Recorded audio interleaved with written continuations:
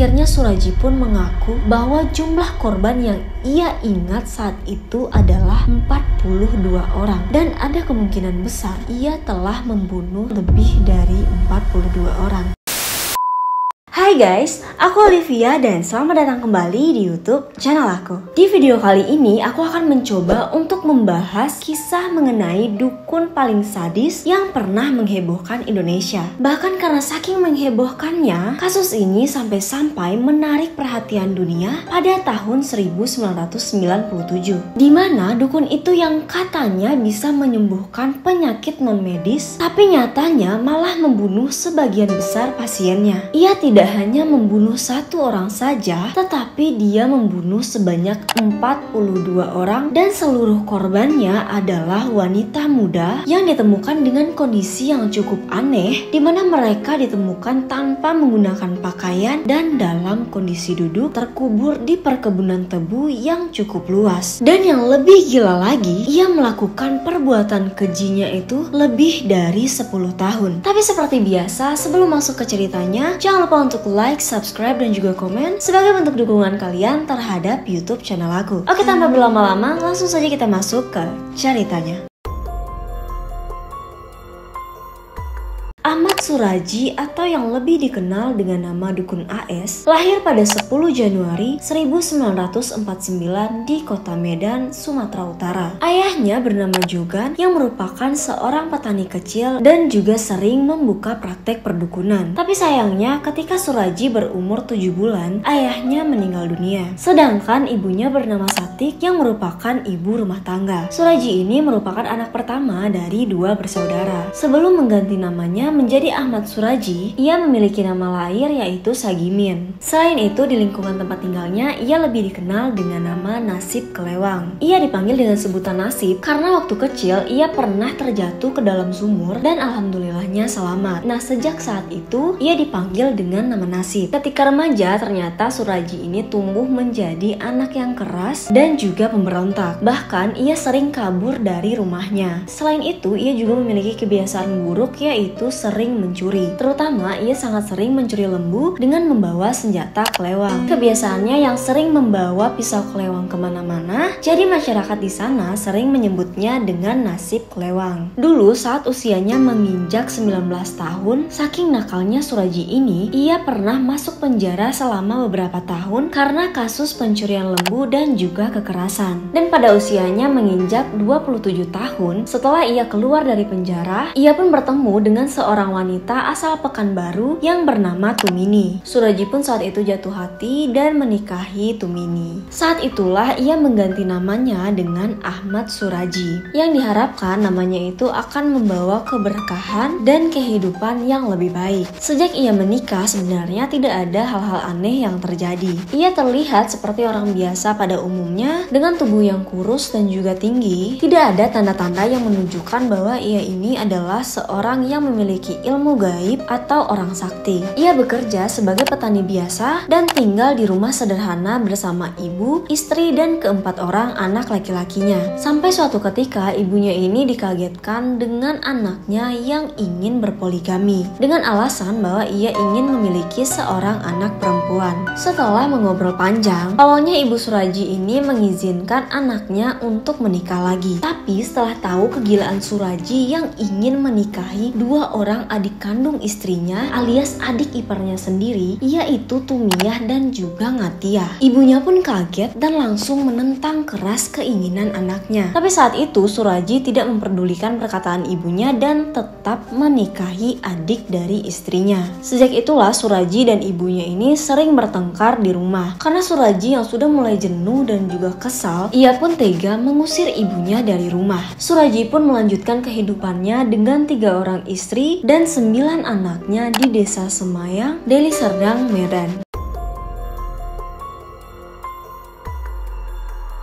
Beberapa tahun setelah ia menikahi adik kandung istrinya, Suraji ini lagi-lagi tersangkut dengan masalah pencurian hewan ternak yang menyebabkan ia kembali masuk ke dalam penjara. Dan setelah keluar dari penjara, ia mulai kembali memiliki ketertarikan terhadap ilmu gaib. Dan katanya saat itu ia pun langsung melatih ilmu gaibnya dengan pergi ke pedalaman hutan di Sumatera Utara. Nah, sepulangnya ia dari berlatih ilmu gaib, yang katanya ia mempelajari ilmu gaib itu dari ayah melalui mimpi. Tapi anehnya saat itu ia tidak langsung mempraktikkan ilmu gaibnya, tapi ia malah melanjutkan pekerjaannya sebagai petani. Pada usia 30-an, Suraji mulai memperlihatkan kedukunannya kepada teman-teman di desa Semayang. Ia pun mulai mendapatkan klien pertama yang merupakan tetangganya. Sejak saat itu, berita tentang ilmu gaib Suraji yang dapat menyembuhkan orang pun tersebar dengan cepat, sehingga ia pun menjadi terkenal sebagai dukun sakti yang dipanggil dengan sebutan Datuk. Saking terkenalnya, pelanggan Suraji ini tidak hanya berasal dari kampungnya saja, tapi juga sampai ke desa-desa tetangga, bahkan sampai pengusaha dan pejabat di daerah itu pun ikut mendatangi Suraji untuk meminta pertolongan. Hidup Suraji pun berubah 180 derajat setelah ia mengganti profesinya menjadi seorang dukun. Menurut ibunya, Suraji ini memang sudah memiliki ketertarikan terhadap ilmu perdukunan sejak ia berumur 12 tahun. Ia pun mulai belajar dari buku-buku kuno peninggalan ayahnya. Suraji juga sempat mengatakan bahwa pada usianya ke-10 tahun, ia bermimpi didatangi oleh sosok laki-laki yang ia percaya bahwa itu adalah ayahnya. Di dalam mimpi tersebut, ia mendengar bisikan yang mengatakan bahwa ia akan menurunkan ilmu gaibnya yang sangat sakti dan tidak bisa terkalahkan, di mana kesaktian itu katanya bisa mengobati orang yang sakit, bahkan bisa mengalahkan lawannya. Tapi bisikan itu memberikan persyaratan yang tidak main-main. Bisikan itu mengatakan, minumlah air liur wanita muda yang mati sebanyak 70 orang dan kamu tidak akan pernah bisa terkalahkan. Jadi setelah ia keluar dari penjara, ia pun kembali teringat mengenai bisikan dari sosok itu. Dan dari situlah Suraji mulai melakukan aksi gilanya untuk membunuh wanita-wanita muda.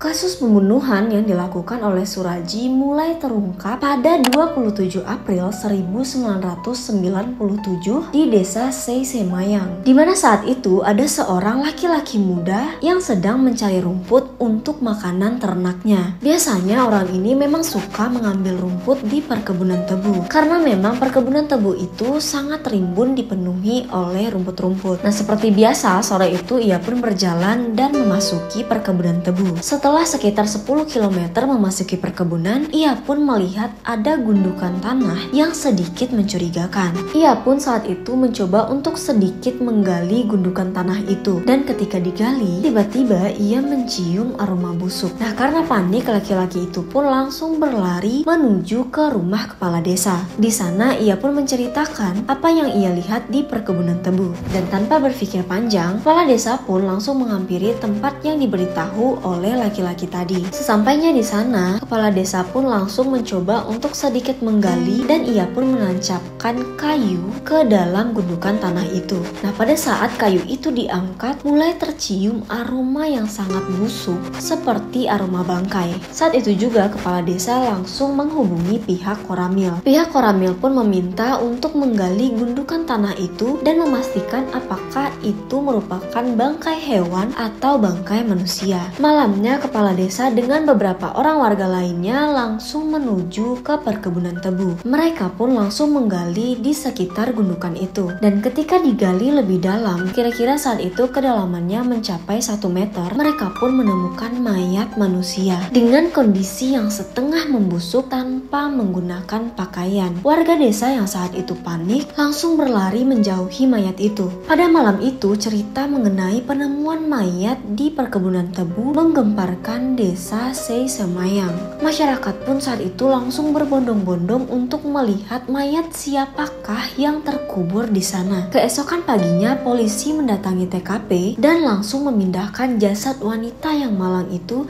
serta melakukan otopsi. Hasil otopsi pun saat itu mengatakan bahwa wanita itu merupakan Sri Kemaladewi yang berusia 21 tahun. Keluarga Dewi pun saat itu langsung dihubungi untuk dilakukan identifikasi dan dimintai keterangan. Keluarga Dewi pun saat itu membenarkan bahwa jasad itu merupakan Dewi keluarga mereka. Keluarganya juga mengatakan bahwa 3 hari yang lalu Dewi sempat cekcok atau bertengkar dengan suaminya, lalu ia pergi dari rumah. Suami Dewi pun saat itu sempat menjadi tersangka dalam kasus pembunuhan Dewi. Tapi setelah beberapa hari, ada seorang tukang becak yang berumur sekitar 15 tahun memberikan informasi penting kepada pihak kepolisian. Ia mengatakan bahwa 3 hari yang lalu, tepatnya pada malam hari, ia mengantarkan Dewi ke rumah datuk atau ke rumah Ahmad Suraji, dan Dewi memintanya untuk merahasiakan kedatangannya ke rumah datuk tersebut. Setelah mendapatkan informasi itu, polisi pun langsung mendatangi rumah Suraji untuk dimintai keterangan. Saat itu Suraji pun membenarkan bahwa Dewi hari itu memang pergi ke rumahnya untuk meminta konsultasi. Tapi sehabis maghrib Dewi ini pulang ke rumahnya. Saat itu polisi yang tidak memiliki bukti apapun menghentikan kasus untuk sementara waktu. Hingga pada akhirnya salah seorang polisi mulai menyadari bahwa beberapa bulan terakhir banyak sekali laporan orang hilang di kantor polisi. Dan setelah dicari tahu, kebanyakan dari orang-orang itu memiliki hubungan dengan Suraji. Tak menunggu waktu lama, polisi pun langsung mendatangi kediaman Suraji dan melakukan penggeledahan. Saat itu polisi menemukan barang-barang seperti tas, perhiasan, dan juga pakaian wanita di bawah kandang hewan ternak Suraji. Dan salah satu barang-barang itu adalah milik Dewi. Hari itu warga desa dan juga wartawan pun mulai mendatangi rumah Suraji. Suraji dan ketiga istrinya pun ditangkap dan dibawa ke kantor polisi. Setelah melalui interogasi yang sangat panjang, akhirnya Suraji pun mengaku bahwa ialah yang membunuh Dewi. Tapi karena polisi ini masih menaruh kecurigaan, apalagi ditambah dengan banyaknya barang-barang wanita di rumah Suraji, polisi pun kembali menanyakan. Dan setelah didesak, akhirnya Suraji pun mengaku bahwa ia telah membunuh sebanyak 16 orang wanita. Tapi ternyata saat itu polisi masih belum merasa puas dan meyakini bahwa Suraji ini telah membunuh lebih dari 16 orang. Dan setelah kembali dicecar dan juga didesak, akhirnya Suraji pun mengakui bahwa jumlah korban yang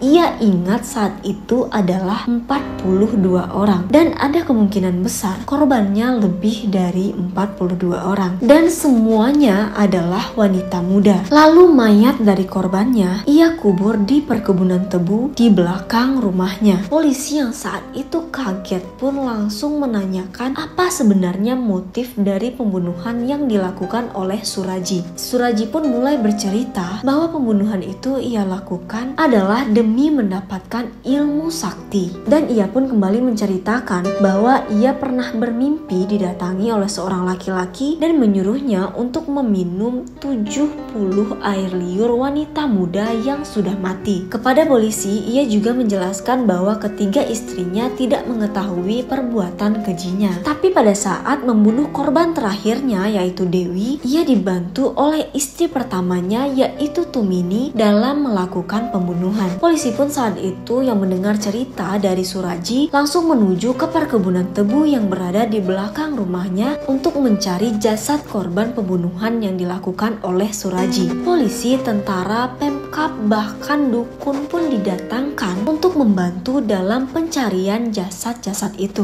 Lokasi perkebunan dan juga rumah dari Suraji pun langsung dikerubungi puluhan manusia, di mana selain masyarakat sekitar ada juga wartawan lokal bahkan wartawan dari luar negeri yang ikut meliput pencarian korban pembunuhan Suraji. Karena perkebunan itu sangat luas sehingga akan membutuhkan waktu yang lama jika menggunakan tenaga manusia manusia. Jadi digunakan alat berat yaitu ekskavator untuk menggali tanah-tanah di sekitar perkebunan itu. Setelah proses penggalian yang cukup lama, akhirnya ditemukanlah tubuh korban ke-41. Walaupun sebenarnya saat itu polisi yakin bahwa Suraji ini telah membunuh lebih dari 41 orang, tapi ditakutkan waktunya akan lebih lama, jadi polisi menyetop saat telah ditemukan 41 jasad di perkebunan tersebut. Seluruh tengkorak-tengkorak yang ditemukan di perkebunan tebu itu langsung dibawa dan dilakukan otopsi. Namun dari seluruh tengkorak-tengkorak itu hanya sebagian yang bisa diidentifikasi. Suraji mulai melakukan aksi kejinya ini pada tahun 1986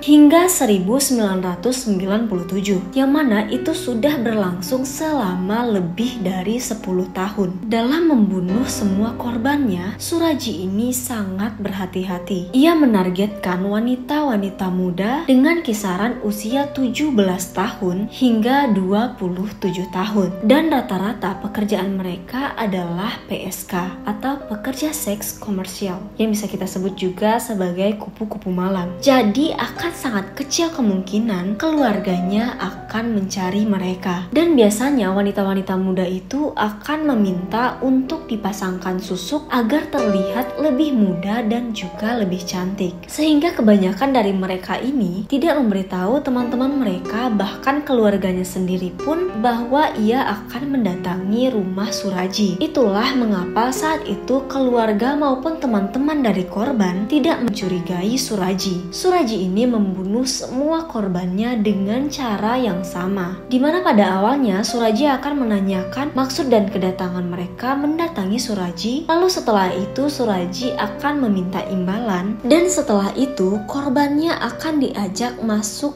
ke perkebunan tebu pada saat malam hari, dan ia akan menyuruh korbannya untuk memasuki sebuah lubang yang kira-kira saat itu dalamnya sekitar 1 meter. Dan yang lebih gilanya nih, Suraji ini menyuruh korbannya membantu untuk menggali lubang yang sebenarnya lubang itu adalah lubang kubur korbannya sendiri. Dan setelah lubang itu jadi, korbannya pun langsung disuruh masuk dan duduk di dalam lubang itu dengan kondisi tangan mereka yang diikat. Saat itu Suraji pun mulai membaca-bacakan mantra sambil perlahan-lahan menutup mulut dari korbannya. Dan setelah itu ia akan mencekik leher dari korbannya hingga tewas. Setelah tewas, ia akan langsung menyedot air liur dari korbannya yang ia percaya bahwa air liur itu akan menambah ilmu gaibnya. Kemudian ia akan membuka pakaian dari korbannya, lalu menguburnya dalam kondisi duduk, yang mana kepalanya itu sengaja diarahkan ke rumah Suraji. Pengakuan Suraji saat itu kenapa ia membuka pakaian dari korbannya adalah